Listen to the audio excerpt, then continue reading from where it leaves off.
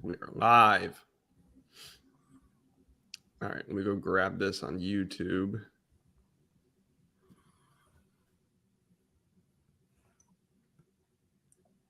Big Man, Big Heart videos. I see it. Copy. All right, Dylan, I'm going to send it to you. Awesome. And then I'll tag you on Twitter right now. Nice.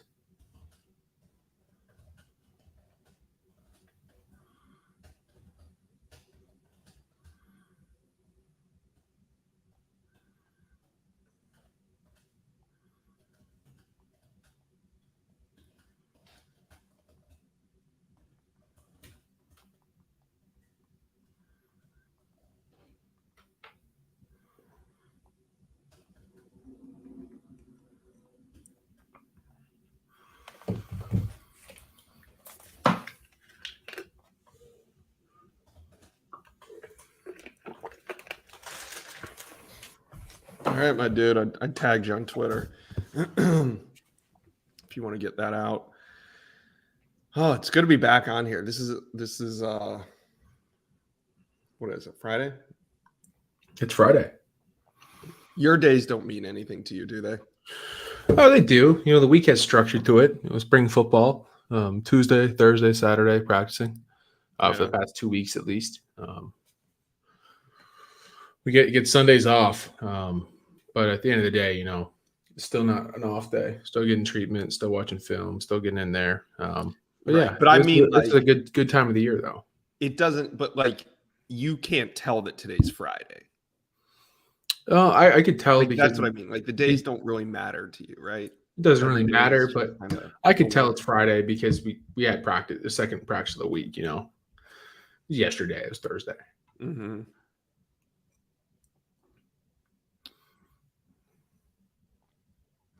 All right.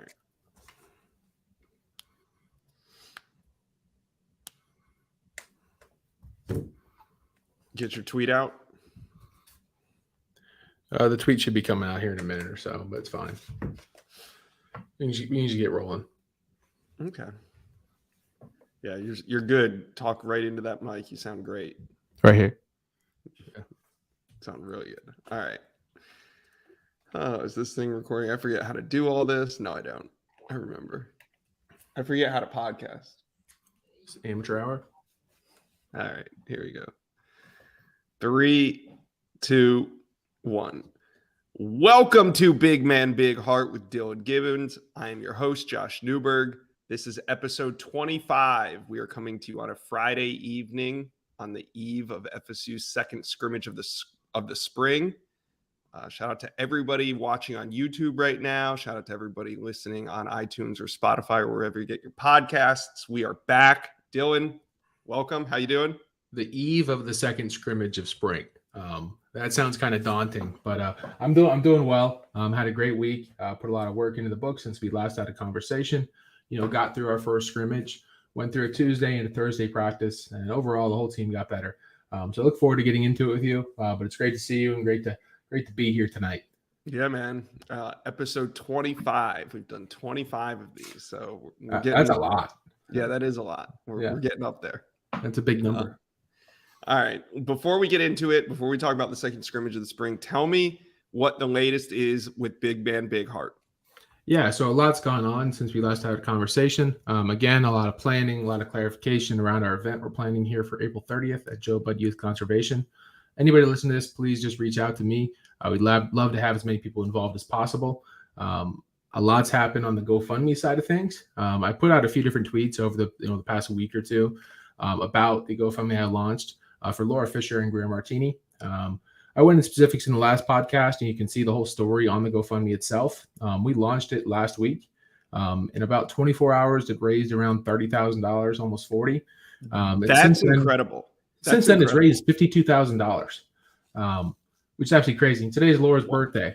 So happy birthday, Laura. Yep. And again, I'm just amazed by the amount of people that have absolutely dived into their story, hearing what Greer and Laura have gone through in their lives. Greer's association with Notre Dame just really helped out this GoFundMe, boost up into social media, and basically everywhere you look, at least I found it. But yeah, they've done a great job. And I've had a lot of interviews this week, going over the specifics of what's happened. But again, I can't thank them enough for allowing me to tell Laura's story and for taking part in all this. It's a lot to expose what happened to you, whether it be a traumatic accident in this case or something going on that isn't necessarily shared to the whole world. But for her, taking a step back, diving into the specifics with me and my people here at Big Man Big Heart, and being able to share a story with so many people and have this kind of impact, I know it's going to definitely relieve the financial burden they're facing right now. I really hope we can get up to their goal of $100,000 here by the end of the month. I hope that it comes sooner, but at the end of the day, that's kind of how these things go.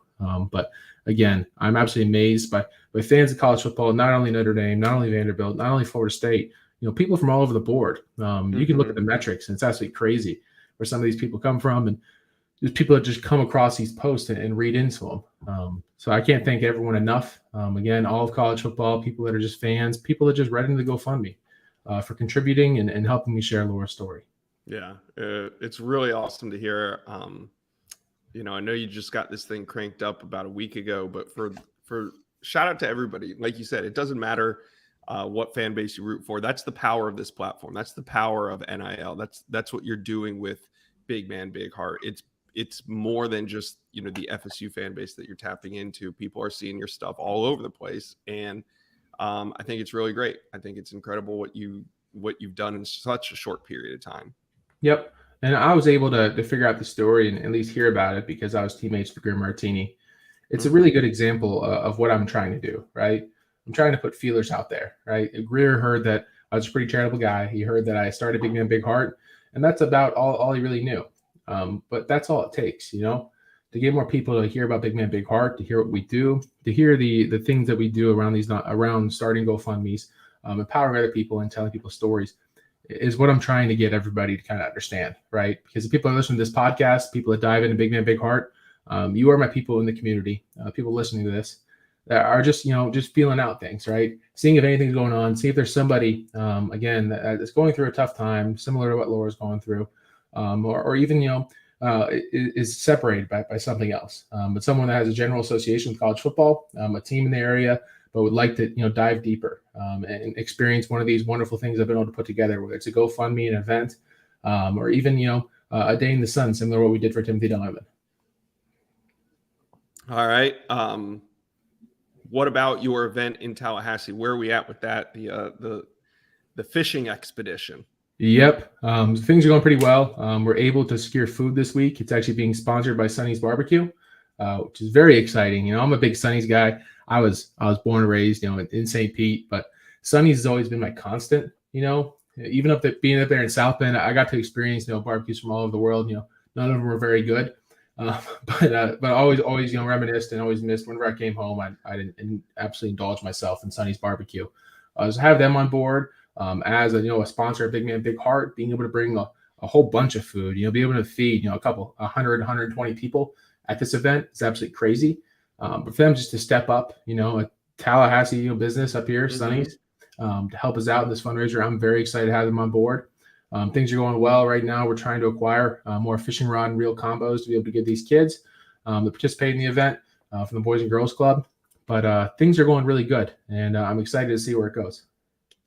Awesome. And if you guys have any questions about this or where to donate, you can go to bigmanbigheart.com. All the links are there. You can find the GoFundMe's there. Everything that you need is at bigmanbigheart.com. All right, Dylan, we want to talk about the second scrimmage.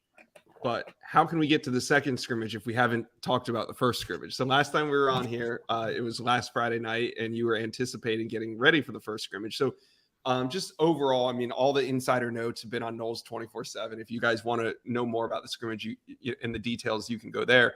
But from your perspective and the team's perspective, what do you think was gained? What did you learn from the first scrimmage? I'm really proud of the way that this team's approached spring football.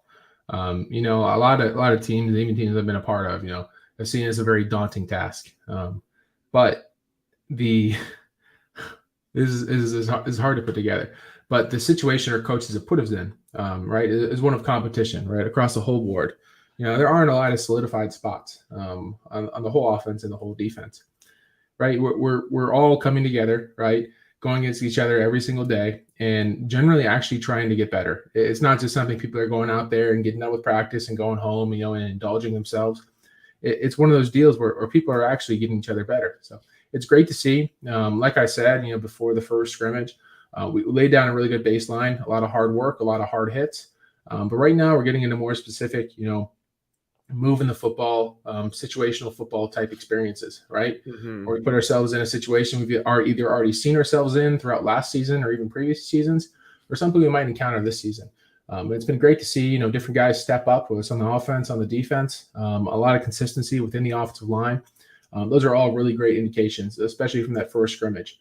We didn't really have as many penalties as you would have seen in years past that were all self-induced. I'm sure there was a couple here and there, but at the end of the day, our teams really come together, eliminating those outside variables, controlling the controllables, and accomplishing what we need to accomplish right now.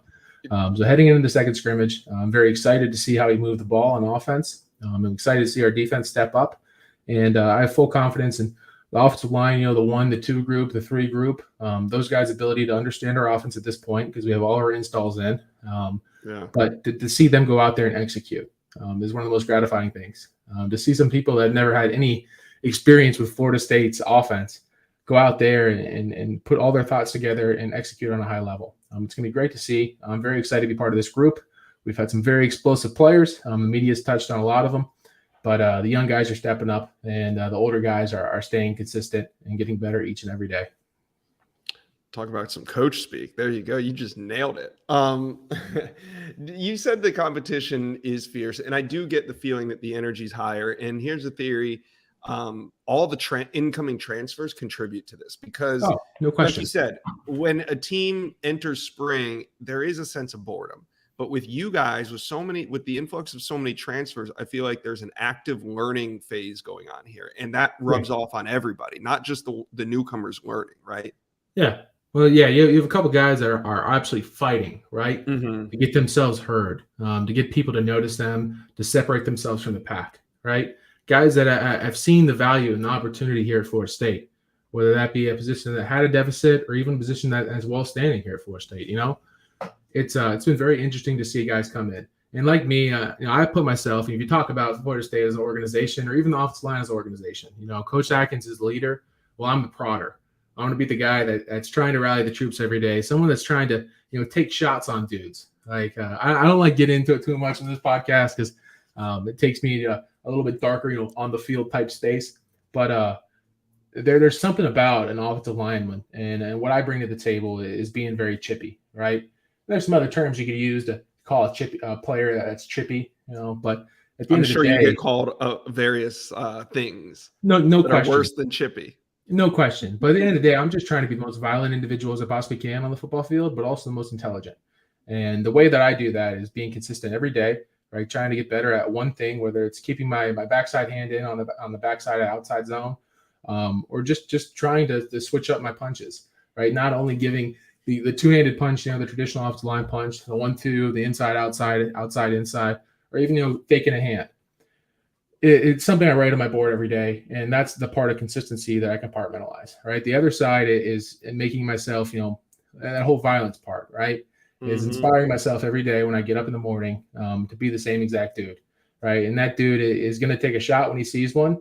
He's going to hold back when the time's right. I'm not always going to be head over heels, falling to the ground, trying to take dudes out. But I'm trying to be as smart as possible with that. But at the end of the day, being chippy, being explosive, being able to take dudes off their feet and put them in the ground is something I pride myself in, and something that I hope inspires other offensive linemen here at Florida State, young guys and guys that are impressible still, to be better and to show them the way the offensive line has been played and should be played. Yeah, you hope that some of that rubs off on your teammates or just sets the tone, sets the energy. In other position groups, right? Like the other day, I'm not going to say names or anything, but I absolutely smoked the dude. And if you watch that on film, he must have been a really big defender.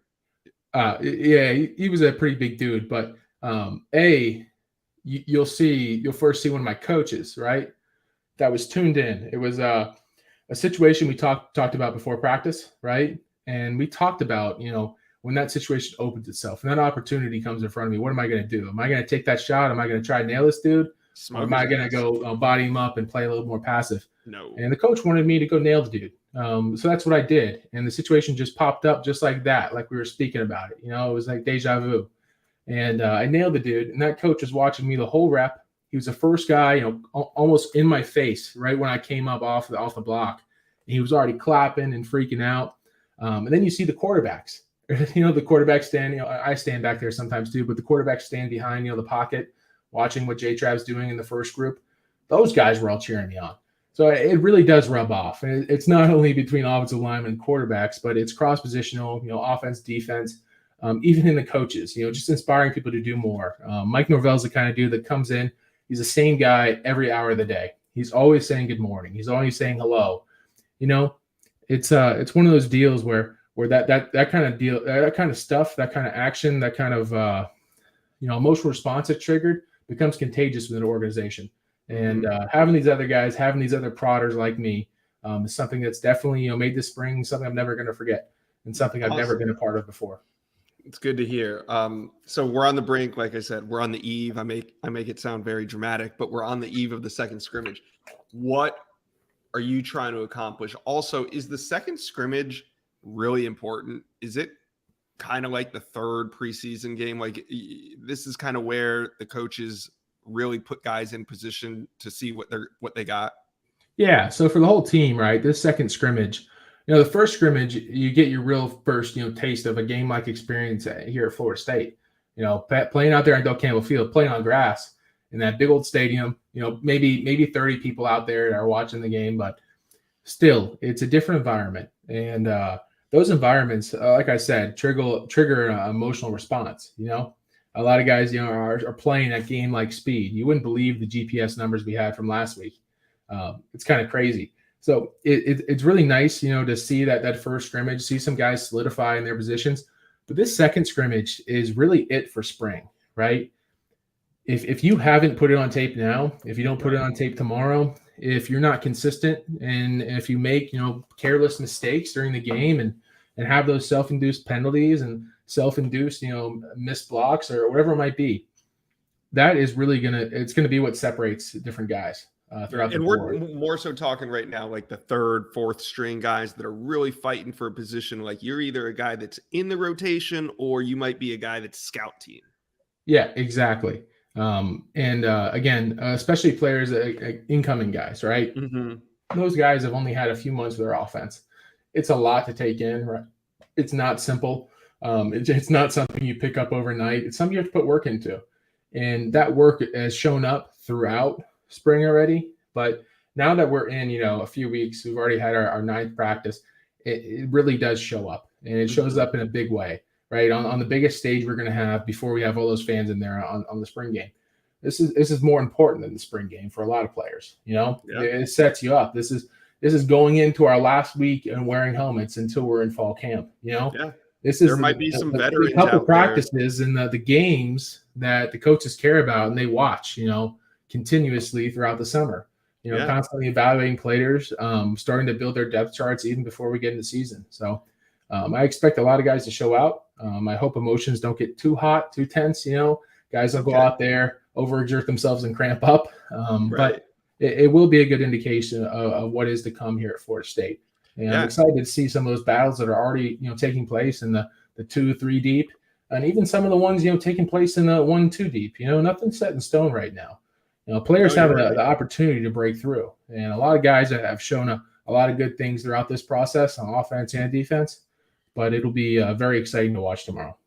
Yeah, I'm eager to see what comes of it. This is also a time when some veteran players might see the writing on the wall of some younger guys sliding in front of them. Like, you might see in the second scrimmage, this might be the scrimmage that puts you into the transfer portal. You might see the writing on the depth chart that, like, hey, these younger guys are getting the reps and I just got my opportunity and I didn't do it.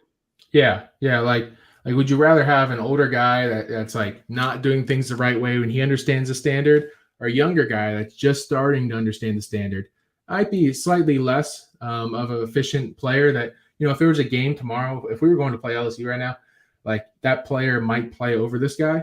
Mhm. But at the end of the day, we have a lot of development left over the summer. So this player, if they end up being on even playing fields, Right. getting out of spring, that could really, clarify the writing on the wall. And Mhm. of course, as a college football coach, if the younger player shows any promise that's greater than the older player, it's a little bit difficult to make that up, at least if you were the older player or the younger player. So it should be interesting to see. Again, a lot of position battles all across the board, and that's keeping guys on their toes. Yeah, it's going to be cool. This second scrimmage will be held tomorrow morning. It's another morning scrimmage. Yep, tomorrow morning, Indo Campbell Stadium. I believe it starts around, I think it's 10 or 11. I'll be there at like 6 a.m., 5:45. So I'm not sure exactly when it starts, but that's just what I do. And it's closed to the media, but we'll have reports up on Knowles 24/7 in the Yeah. hours after. Yeah, I'll bring my phone out there. We'll be on Spaces. No worries. Yeah, right. Yeah, please do. Hey, an IL era, baby. Without naming names, I just want to know what's the emotions of this. You guys had 2 players this spring enter the transfer portal. You guys are in spring practice right now. Does that resonate in the locker room? Like, if a guy's transferring now, are you guys just too busy with competition to even notice? Or does it kind of like, what's it like when guys are entering the transfer portal mid-spring? There's no one cares. Right. You're too. What I'll say is that if you can't see the upward trajectory of this team and you don't want to be part of our team, get the hell out. Like if you're part of this, it's hard. It's difficult to see. I can imagine from an outsider's perspective. Seeing what's happened over the past 4 years here at Florida State. But if you're in our locker room day to day and you hear Mike Norvell talk to our team, you hear Coach Atkins inspire the full offense, and you still have a negative reaction, and you still want to get out of here, it's for your own selfish intentions, right? And there's a lot of glory to that. And of course, I've made decisions in my life where I had to leave Notre Dame and come here to Florida State. But it isn't something that I'd imagine impacted the team at Notre Dame too much, at least in the locker room. But again, if you don't want to be here, we don't want you here. And I think that different people leave for all different reasons from all across the board. But it really hasn't made an impact on the team.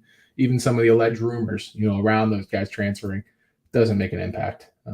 At the end of the day, people are going to leave, and you hope that they leave quietly into the night. Right. Yeah, it's part of football now. Yep. All right. So tomorrow's and then the following Saturday is the spring game. Do you guys are you guys going to have a practice or two after spring game? Yeah. So something interesting about this week's scheduling. So like I said, our schedule's been Tuesday, Thursday, Saturday scrimmage, right? Which normally you'd think, we'd have a Tuesday, a Thursday next week, then we, play the spring game on Saturday. Well, we have a Tuesday, Thursday, and Friday next week. We play on Saturday.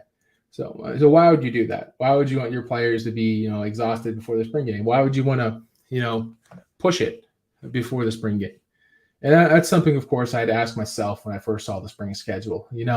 It's nice to get that day of rest. It's nice to, be fully prepared for things. But that's not how college football goes. You never play, at least in a season, you never play fully healthy. You never play fully recovered. That's just not what the name of the game is. The name of the game is endurance. It's consistency, day in, day out, week in, week out. And that's what Coach Norvell is, striving to get here at Florida State. So, of course, the fans are going to see us. We're all going to be very energized. We're all going to be very excited to play football. But we're being put in an adverse situation. It's that little extra that you see from a coach. That one extra practice that pushes the team to their full potential. And when the spring game comes, a lot of guys are going to want to go out there and show out, But what do you do when you give a guy practice the day before? That might, create a little mental lapse. And that's what Coach Norvell is trying to expose as we get into the spring game. People second guessing, the system and the process. That's not what we want on the team. We want guys that are going full speed ahead. They'll practice their absolute tails off on Friday, and then go out there in the spring game and crush it and absolutely destroy some guys. I love it. Sounds great. Well, I don't know what else to talk about. I don't think this is the point of the off season where we talk about like what we're watching, like on Netflix. I don't think you're watching much right now. Yeah, I'm not watching much. I'm watching my computer monitor for like 4 hours every night and doing homework. But yeah, not watching much at all. No, it's fine. I watch a lot of film. You got like another week, and then you can get into all the shows. I'll give you a list of shows if you need help with any. Do you have any shout outs, anything you want to get off your chest before we Yeah, I have to give a big shout out to National Truck Protection. They do an absolute great job for Big Man Big Heart. They've afforded me $7,500 to give basically a full salary to one of my interns here in Tallahassee. Additionally, they continue to support me. I can't thank them enough. Wade Bontrager, again, wonderful individual. National Truck Protection does a great job ensuring light duty, medium duty, and heavy duty trucks. So again, if you are in that market and you're looking for insurance, tell them Dylan sent you, and please check out National Truck Protection. Lastly, I got to thank Good Sam and Camping World.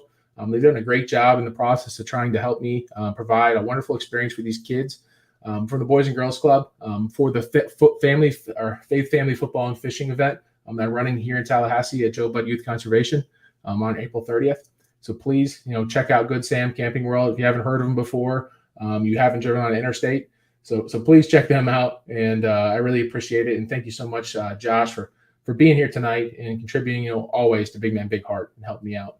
Anything you need, my man. All right. Well, we will be back. Thank you guys for listening, and go Noles. Big shout out to my mom too. Shout out, Mom. Yep.